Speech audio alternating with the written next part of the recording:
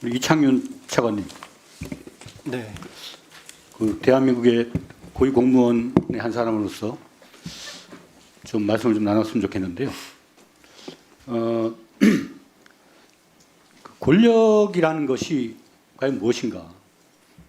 국민을 통치 대상으로 생각을 하고 그 권력자가 또 상황 판단을 해서 국민들을 지휘 감독하는 것이 권력입니까? 아니면 그 가진 권력을 가지고 세상의 발전을 위해서 기여하는 게 권력입니까? 의원님 뭐 당연히 후자가 되겠죠. 네. 그 차관님은 특정 고등학교를 나오셨죠. 저도 고등학교는 나왔습니다. 그러니까 최근에 그 계엄과 연관해서 말씀드리는 겁니다. 네. 그 대통령님이나 국방부 장관, 행안부 장관, 방첩사령관 그런 분들이 그 모교를 나오신 분이시잖아요. 그렇게 알고 있습니다. 처음에 9월에 김용현 장관이 임명이 될 때 야당의 많은 사람들이 이거 뭔가 특이한 어떤 의사결정인 것 같아. 마치 계엄을 염두에 두고 한 인사 아니냐. 그런 보도 내지는 뉴스가 나왔을 때 차관님께서는 그걸 어떻게 보셨습니까? 뭐 위원님 그거는 저희 장관께서 아까 답변하셨지만 저희 국정의 운영에 참여하는 저희 일반 모든 공무원들은 사실 거기에 대한 어떤 별다른 특이한 동향이나 상황에 대한 인지는 전혀 없었습니다. 저도 같습니다.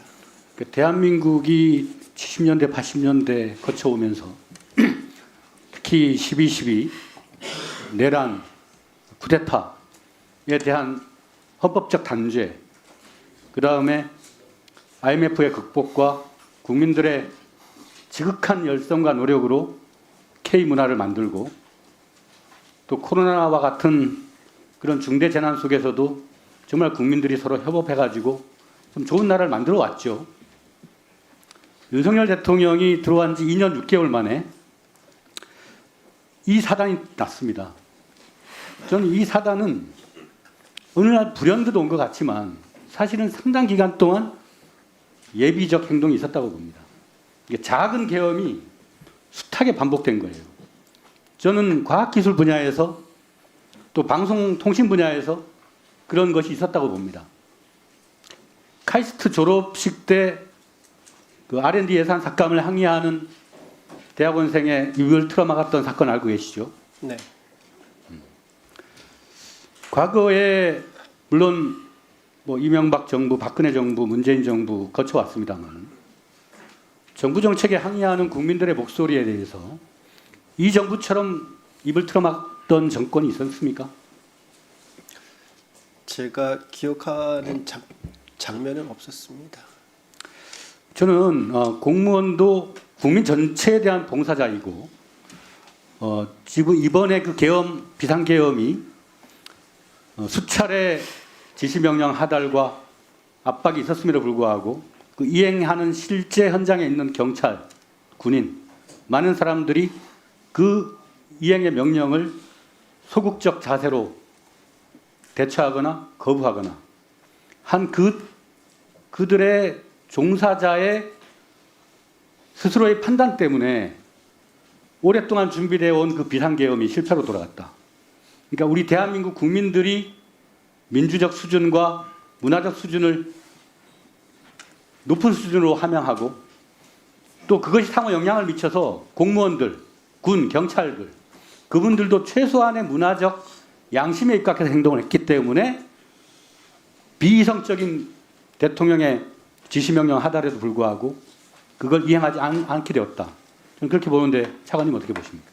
의원님 말씀하신 대로 저희 나라 국민들의 의식 수준은 세계 최고 수준이라고 생각합니다. 외신이나 미국 국무부도 대한민국의 국민을 지지한다고 해요. 국민을 지지한다고.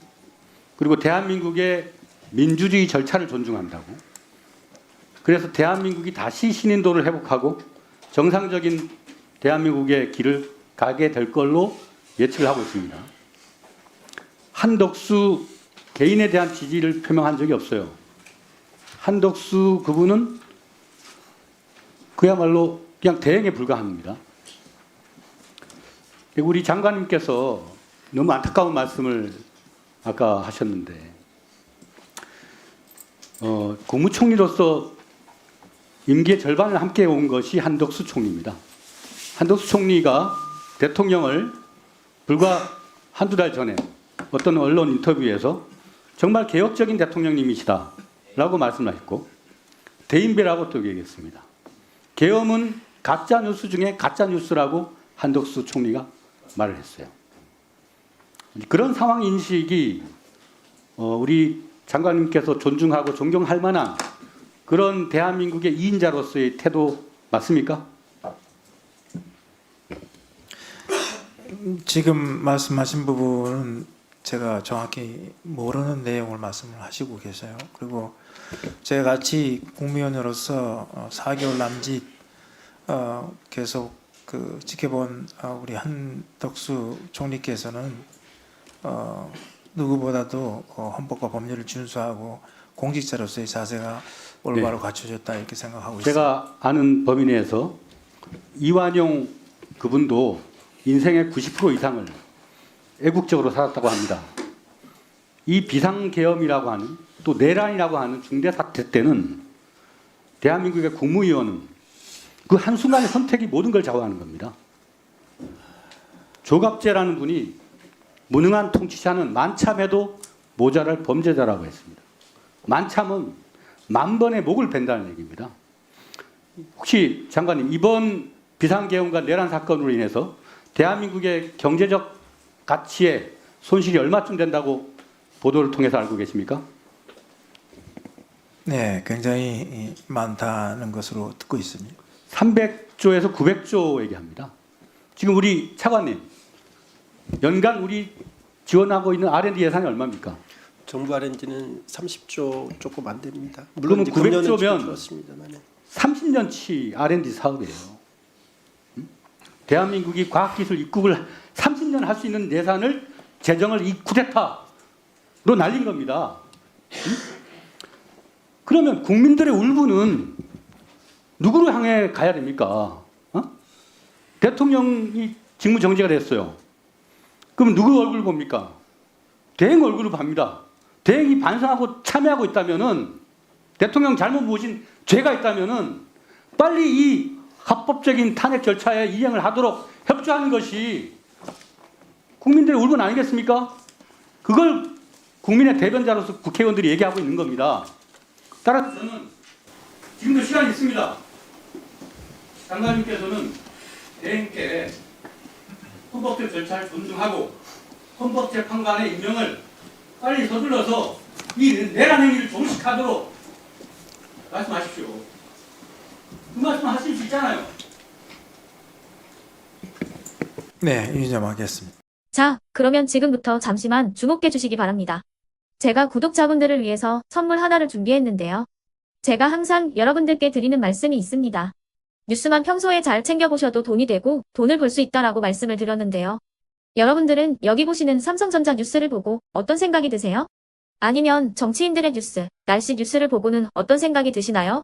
그냥 뉴스만 보고 끝내는지 아니면 이 뉴스를 어떻게 이용할 수 있는지 이 부분을 고민하고 계시는지를 되물어보고 싶습니다. 그 이유가 뭐냐 하면 제가 지난번에 여러분들께 뭐라고 말씀을 드렸었죠? 지금은 반도체 섹터를 눈여겨보셔야 한다고 말씀드렸습니다. 그리고 나서 이런 썸네일들 뉴스를 통해서 많이 보셨을 겁니다. 반도체 내용이 이슈가 됐을 때 부자들은 어떻게 생각한다? 반도체 관련주들은 뭐가 있는지, 어떤 종목이 가장 좋은지, 어디에 투자해야 돈이 몰리는지 자연스럽게 생각한다고 제가 말씀을 드렸죠. 그 이유가 뭐냐 하면 부자들이 봤을 때는 이슈가 곧 돈으로 이어지고 그 이슈가 나에게 돈을 벌어준다는 경험적 확신이 있기 때문에 부자들은 항상 이런 사회적 이슈를 관심있게 챙겨본다고 제가 말씀을 드렸습니다. 이번에도 마찬가지인데요. 제가 지난번에 시청자분들과 함께하는 주식으로 수익 내기 이벤트를 진행했었죠. 당연히 100% 무료로 진행을 했었고요. 여기 보시면 아시겠지만 제가 지난번에도 구독이라고 보내주신 모든 시청자분들께 반도체 관련주 중에 가장 크게 급등할 딱 한 종목, 많은 종목도 아니라 한미반도체 한 종목을 여러분들께 추천드렸어요. 그러면서 여기 나와 있는 대로 정확히 얼마에 매수해야 하는지, 그리고 수익률이 어느 정도 나왔을 때 팔아야 하는지를, 이런 부분들까지 여러분들에게 정확히 알려드렸었는데 지금 실제로 어떻게 되었다? 오른쪽을 보시면 아시겠지만 제가 지난번 문자 발송으로 이 한미 반도체를 소개해드리고 나서 실제로 이렇게 5배 이상 어마무시한 상승이 나왔습니다. 100만 원만 투자를 했어도 무려 500만 원이 넘는 수익금이 생긴 거죠. 그래서 당시에도 굉장히 많은 분들이 제가 드린 이 한미 반도체로 수익을 내실 수가 있으셨을 텐데요. 다시 한번 축하드린다고 말씀을 드리겠고, 이번에도 마찬가지입니다. 앞으로도 2024년, 2025년 계속해서 기대해볼 섹터는 AI입니다. 그 중에서도 AI 반도체는 그 누구도 부정할 수 없는 미래 성장 산업입니다. 그러면 우리가 어떻게 생각해 볼 수 있을까요? AI 반도체 종목 중에 앞으로 크게 대장 역할을 하면서 10배 이상 급등할 수 있는 텐베고 종목을 지금부터 열심히 추적해야 한다는 겁니다. 큰 돈을 투자하지 않더라도 월급의 일부분 아주 소액이라도 이 종목을 모아가야 수백 %의 수익률을 손에 쥘 수 있는 것이죠. 지금 여러분이 보고 계시는 이 유튜브 또한 AI 반도체와 아주 밀접한 연관이 있고 반도체야말로 대한민국의 핵심 산업으로 앞으로 더더욱 시장은 성장할 수밖에 없습니다. 그렇기 때문에 제가 이번에도 뭘 보내드리고 있냐면 지난번과 똑같이 구독이라는 문자를 보내주시면 제가 AI 반도체 관련주 중에 앞으로 대장주 역할을 하면서 주가가 가장 크게 급등할 한 종목을 여러분들께 문자 발송으로 종목명과 사고 파는 시점을 모두 알려드릴 건데요. 그 문자를 받고 여러분들이 주식으로 돈 버는 연습을 한번 해보셨으면 좋겠고요. 혹시라도 나는 주식을 하지 않는다 하시는 분들은 주변에 주식하시는 지인분들에게 말씀을 해주셔도 되고요. 아니면 연세가 있으셔서 투자가 어렵다 하시는 분들은 이 종목을 자녀분들에게 한번 사봐라. 이걸로 한번 수익을 내봐라. 이렇게 조언을 해주실 수도 있는 거겠죠. 그래서 지금 이 영상을 보시는 시청자분들 중에 나도 이번 종목이 좀 궁금하다 하시는 분들은요. 누구나 상관없이 그리고 어느 시간대나 상관없이 부담 없이 010-2514-5930번으로 구독이라는 문자 보내주시면 제가 이번에도 똑같이 무료 추천 급등주 문자를 보내드리겠습니다. 이해되시겠죠? 제 번호 010-2514-5930번으로 구독이라는 문자 보내주시면 여러분들이 직접 이슈를 통해서 돈 버는 연습을 해보실 수가 있는 거고 제가 돈을 받는 것도 아니고 투자를 대신해 드리는 것도 아니기 때문에 부담 없이 신청해 주시면 되는 겁니다. 그리고 수익이 나면 저는 다른 것은 하나도 바라지 않습니다. 제 채널에 구독, 좋아요 한 번씩만 눌러주시라 이렇게 다시 한번 말씀을 드리겠습니다.